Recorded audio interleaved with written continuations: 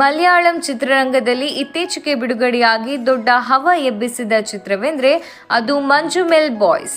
2006ರಲ್ಲಿ ಕೇರಳದ ಒಂದಿಷ್ಟು ಹುಡುಗರು ತಮಿಳುನಾಡಿನ ಕೊಡೈಕೆನಾಲ್ಗೆ ಹೋದಾಗ ಅಲ್ಲಿ ಏನೆಲ್ಲ ಆಗ್ತದೆ ಎಂಬುದನ್ನು ಈ ಚಿತ್ರ ಸಾರ್ತದೆ. ಚಿದಂಬರಂ ನಿರ್ದೇಶನದ ಈ ಚಿತ್ರಕ್ಕೆ ಎಲ್ಲರಿಂದ ಮೆಚ್ಚುಗೆ ವ್ಯಕ್ತವಾಗುತ್ತಿರುವುದಷ್ಟೇ ಅಲ್ಲ, ಈ ಚಿತ್ರವು ಮಲಯಾಳಂ ಚಿತ್ರರಂಗದಲ್ಲೇ ಹೊಸದೊಂದು ದಾಖಲೆ ಬರೆಯುವುದಕ್ಕೆ ಸಜ್ಜಾಗಿದೆ. ಕಳೆದ ಫೆಬ್ರವರಿ 22ರಂದು ಬಿಡುಗಡೆಯಾದ ಚಿತ್ರ ಎಲ್ಲೆಡೆ ಉತ್ತಮ ಪ್ರದರ್ಶನ ಕಾಣ್ತಾ ಇದ್ದು, ಈ ಚಿತ್ರ ಸದ್ಯದಲ್ಲೇ 200 ಕೋಟಿ ರೂಪಾಯಿ ಕ್ಲಬ್ ಸೇರುವುದಕ್ಕೆ ಸಜ್ಜಾಗಿದೆ.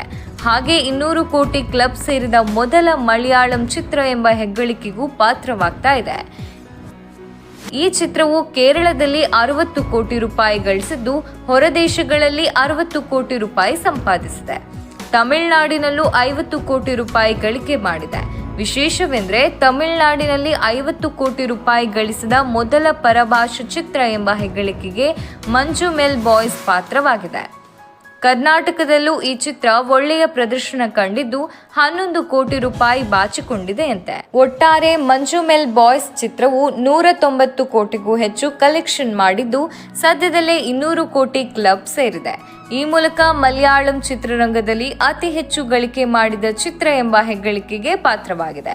ಇದಕ್ಕೂ ಮುನ್ನ ಮಲಯಾಳಂನಲ್ಲಿ ಅತಿ ಹೆಚ್ಚು ಕಲೆಕ್ಷನ್ ಮಾಡಿದ ಚಿತ್ರ ಎಂಬ ಹೆಗ್ಗಳಿಕೆಗೆ ಜೂಡ್ ಆಂಟೋನಿ ಮಾಡಿತ್ತು. ಬರೀ ಜೂಡ್ ಆಂಟೋನಿ ಅಷ್ಟೇ ಅಲ್ಲ, ಮಲಯಾಳಂನಲ್ಲಿ ಇದುವರೆಗೂ ಅತಿ ಹೆಚ್ಚು ಕಲೆಕ್ಷನ್ ಮಾಡಿರುವ ಪುಲಿ ಮುರುಗನ್, ಲೂಸಿಫರ್ ಮತ್ತು ಪ್ರೇಮ್ ಲೂ ಚಿತ್ರಗಳನ್ನು ಸಹ ಹಿಂದಿಕ್ಕಿ ಮಂಜುಮೆಲ್ ಬಾಯ್ಸ್ ಅತಿ ಹೆಚ್ಚು ಕಲೆಕ್ಷನ್ ಮಾಡಿದ ಚಿತ್ರ ಎಂಬ ಹೆಗ್ಗಳಿಕೆಗೆ ಪಾತ್ರವಾಗಿದೆ.